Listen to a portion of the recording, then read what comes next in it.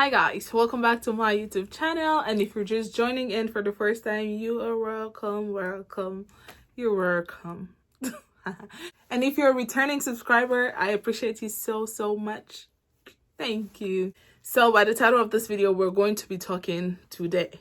That's just it. Okay, I'm going to be telling you guys about my experience in Nigeria, because I traveled during the festive season, and also I'm going to be telling you the things you need to take note of when traveling to and from Nigeria, okay, to avoid story that touches especially. And also we're just going to have like a chit chat and everything in this video. It's just all that together. So first of all, my experience in Nigeria, it was very beautiful. The fact that I got to be with my parents, because my dad had been in Nigeria for over a year, you know, due to COVID and all of that. So me having the opportunity to be with my family again, traveling to visit my extended family and all of that, it was very beautiful. And you know, based off the insecurity and stuff in Nigeria, I've always had my fears about traveling within Nigeria and stuff. But you know, as God would have it, everything went smoothly. So my first visit, I stopped at Benin City. That was my first time ever being there. It was beautiful. Like the experience was beautiful. Like it's just different, right? And oh my God, the driving out there is mado. Like they drive hella crazy. You know, out here, when you're driving, you don't get to press the honk unnecessarily, right? You only use it, say, if you're trying to catch someone's attention, someone is trying to overspeed or overtake, whatever, you honk, you know, and stuff like that. But in Nigeria, they literally use it to sing. Like you're going, like it's so crazy, right? It gives me anxiety. It gives me a headache. Like I'm like, what the hell is this? This is really crazy. And I experienced the same thing in Ibadan too. Woo! Wild. It was just crazy. Like, and for a minute I was like, you know what? Why not? What they say? We're in Rome. You behave like a Roman, right? Bro, I started doing the same thing and stuff. It was fun. It was fun. Okay, so that for the driving, I went to Benin City, like I mentioned, and after which I went to Ibadan because that's where my parents live. And it's really, you know, Ibadan is like the largest city in West Africa, in Africa. So yeah, it's so massive. It's so different. It was really beautiful out there as well. Oh my God, the food is the food for me. So yeah. And so I also went to Osun State. I went to Ekiti. I was just traveling around, okay? I was just going everywhere and I was enjoying myself. Some of those trips I went by myself. You know, because my mom was like, duh, you just gotta garner like experiences and stuff like that.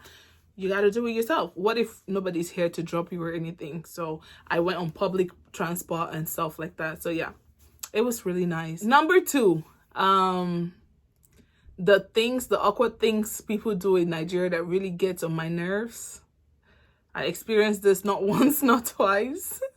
But like, it's so crazy. People are so rude out there. Like, they don't even care about like how you're gonna feel when they mention certain things to you. And certain things, it's one, your weight. Okay, everybody, including my family members, they don't care. Ah, look at you. What happened? You're so big, oh, you're so fat. What have you been eating? Sweetheart, I've been eating rice. Okay, I've been eating rice.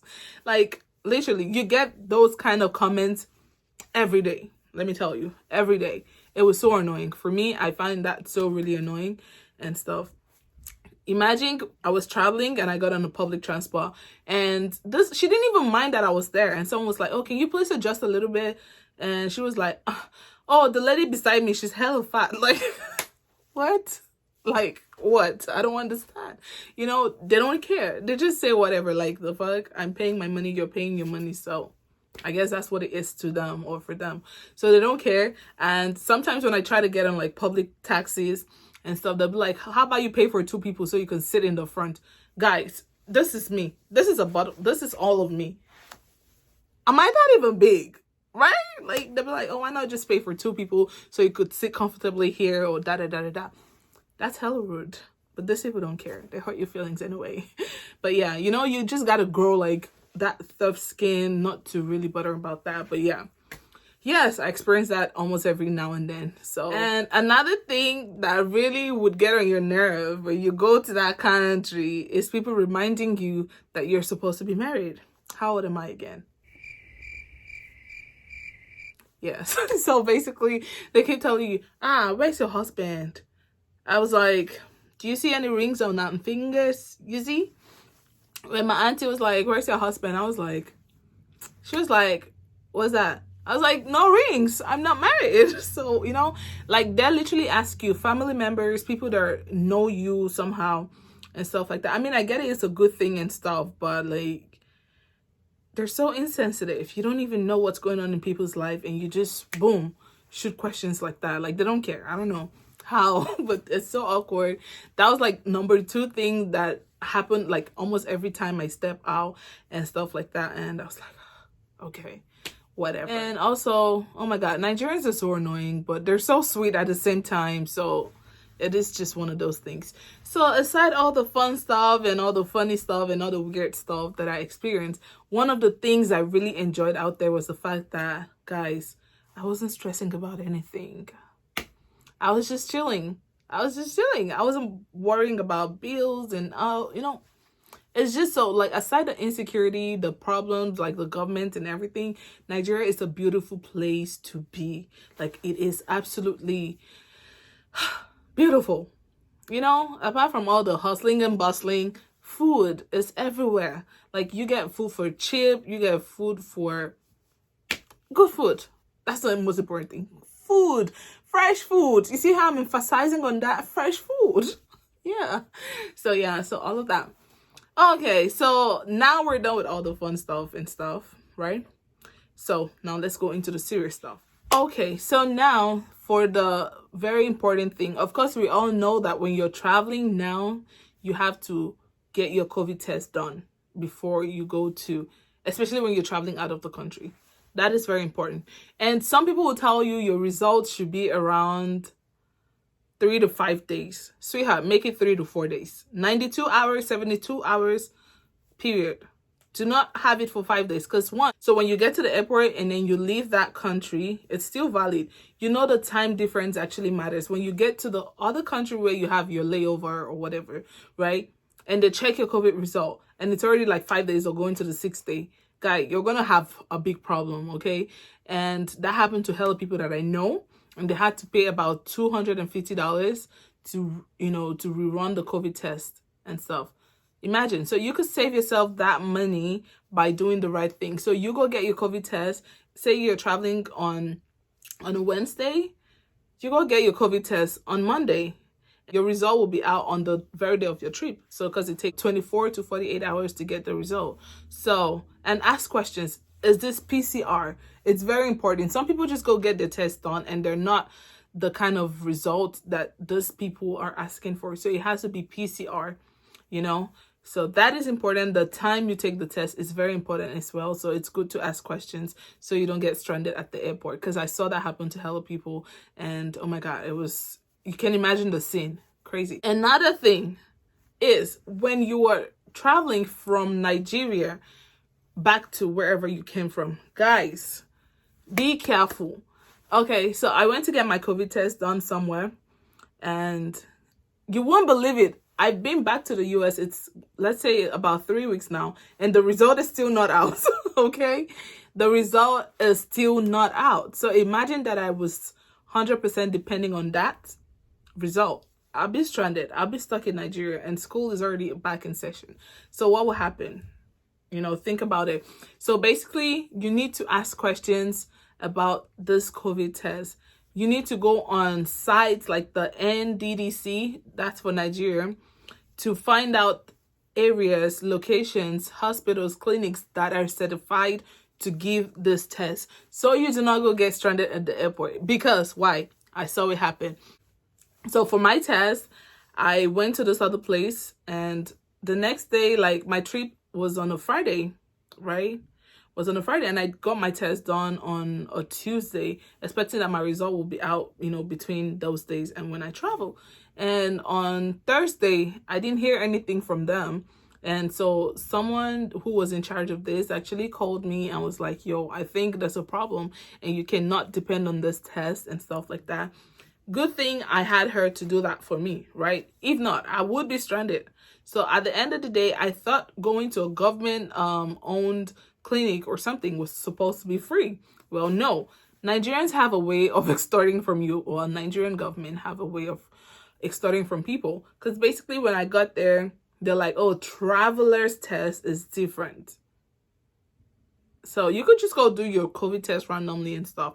But the fact that you're traveling with it, like with the result, is different. The procedures and everything. And man, you got to pay for it.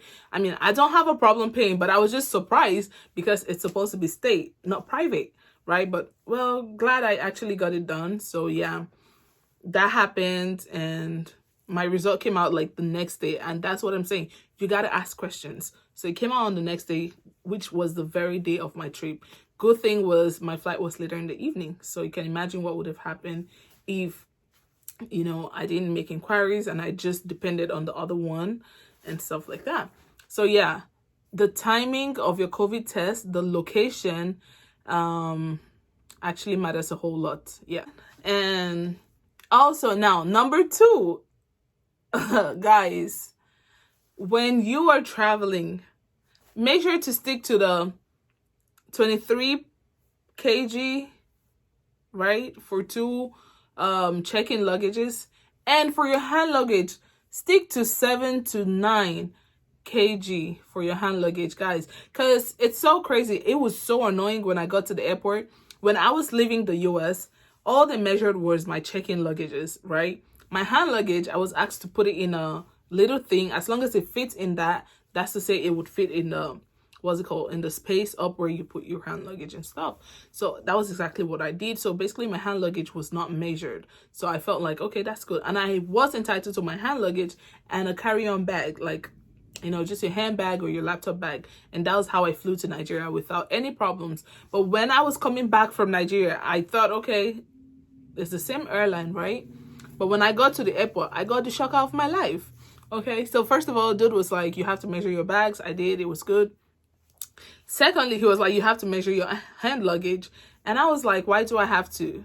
Because, I mean, aren't you supposed to put it in the oh my God, I don't know what's called. The stand where you just dump your hand luggage, as long as it fits in that shit. It was right there. I was like, so how about I just put my hand luggage in there to see if it will fit? I mean, I knew for sure it was going to fit because it was a set and I've used it before.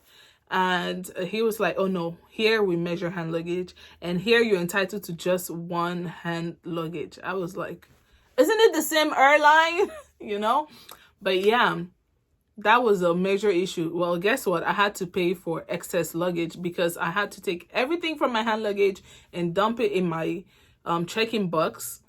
And so now, of course, that's going to increase how much, you know, it weighed. So I had to pay $68 for extra luggage. What's it called? Excess luggage? Yeah, I had to pay. So yeah, pay attention to those things. If you need to call the airport, call the airport. Because you can imagine if I didn't have my dad with me to go to the airport, I would have been stranded. Like having to sort all those bags. I had to like open my box or my boxes on the floor right there at the airport, taking stuff from here to here, taking stuff from my hand luggage into, like, it was really crazy. I was sweating. It was really crazy. And you know how the airport in Nigeria is. The AC, I don't know if they're working or not, but it was crazy and stuff. So it was a very unpleasant experience, you know, coming back and having to face all of those issues. So it's very important to measure your bags properly, and please have someone go with you to the airport the day you are traveling, just in case you have to send stuff back to the house, okay, and stuff.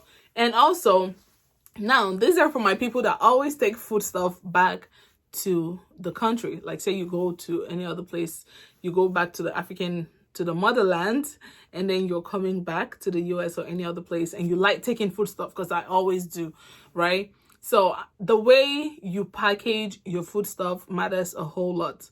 Let me tell you, I've had myself travel and I packaged myself well and everything came with me to the US.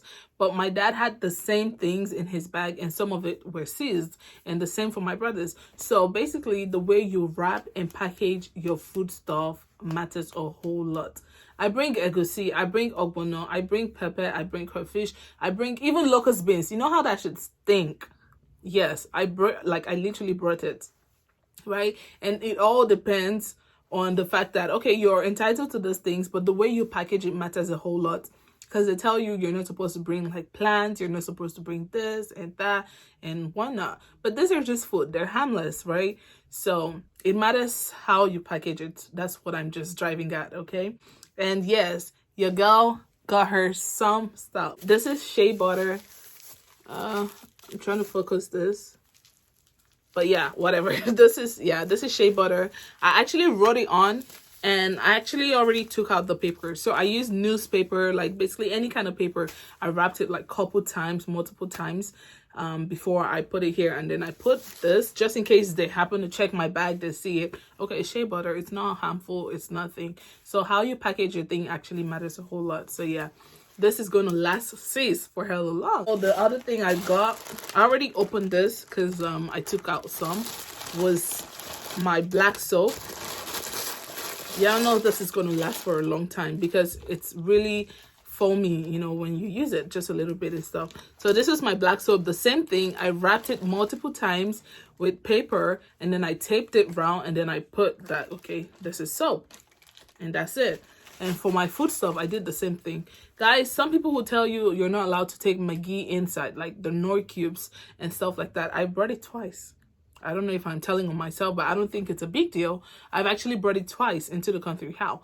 I wrap it properly. I put it inside of my egusi and then I wrap it up again with papers, with tape, and I indicate this is what it is and stuff. And so far they've never seized any of my food stuff when I'm coming back to the country and stuff. And you just have to be honest about it. Oh, what do you have? I have just food stuff. Do you have plant? I don't have plant. Is egusi seed, melon seed, is it plant? Well, it's not really because it's processed. That's food.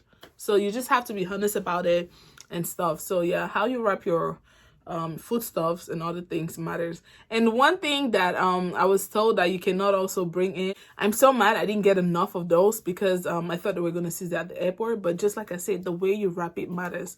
Was the gala, you know what we call gala, like little sausage thing. Yeah, I just brought just a few and stuff, and everything came through. Like, guys, everything came through. I had like food stuff, I had like herbs, I had soap, I had Maggi, I had everything, and guys, it all came through. So yes, the way you package your food stuff matters a whole lot. Guys, let me tell you, and one thing I really did for myself,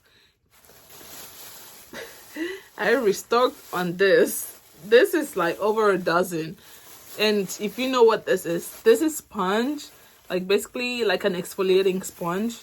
It's really good for your skin. So, and out here you don't really get those good solid ones here in, like, even on Amazon sometimes, you know, they're not the real deal. But yes, I had to restock. Like, and then I also got toothbrushes, like, because the ones in Africa, they're like different, they're strong. They're actually nicer, see, you know. So yeah, I had to restock because I didn't know when next I'm gonna go back. Oh, that's one of the good things about traveling to the motherland. You get all these things and they're for cheap, because imagine taking out some dollars and changing it into your local currency and using it out there.